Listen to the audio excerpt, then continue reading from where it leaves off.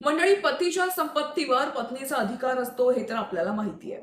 पण पत्नीला तिच्या आईवडिलांकडून मिळालेल्या मालमत्तेवर पतीचा कोणताही अधिकार राहणार नाही, असा महत्त्वपूर्ण निर्णय उच्च न्यायालयानं दिलाय. नमस्कार, मी यामिनी. हायकोर्टानं असा निर्णय का दिलेला आहे बघूयात. 2002 मध्ये एका आजीनं आपली मालमत्ता एका नातीला दिलेली होती. मात्र 2005 मध्ये त्या नातीचा मृत्यू झाला. तिच्या मृत्यूनंतर आजीनं ही मालमत्ता आपल्या दुसऱ्या नातीला देऊन टाकली.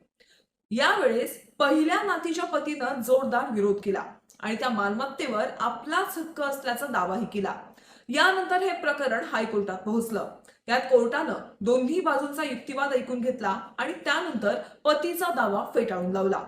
न्यायमूर्ती तरलाधा राजशेखर राव यांनी या निकालात हिंदू उत्तराधिकारी कायदा 1956 मधील कलमांचा आधार घेतला. कोर्टाच्या म्हणण्यानुसार जर एखाद्या महिलेला तिच्या माहेरून मालमत्ता मिळाली असेल आणि तिला स्वतःचं जर अपत्य नसेल, म्हणजे स्वतःचं बाळ नसेल, तर अशी मालमत्ता तिच्या पतीला मिळत नाही. अशा परिस्थितीमध्ये ती मालमत्ता पुन्हा एकदा तिच्या वडिलांच्या वारसांकडे म्हणजेच माहेरच्या लोकांकडे परत जाते. याबद्दल हायकोर्टानं स्पष्ट केलंय की मृत नातीच्या पतीला त्या मालमत्तेवर कोणताही वारसा हक्क मिळालेला नाही. त्यामुळे संबंधित मालमत्ता दुसऱ्या नातीच्या नावावर करावी असे आदेश न्यायालयानं दिले. हा निर्णय घेतलाय आंध्र प्रदेशच्या उच्च न्यायालयानं. कोर्टाचा हा निर्णय तुम्हाला योग्य वाटतो का? तुमची प्रतिक्रिया कमेंटमध्ये नक्की द्या.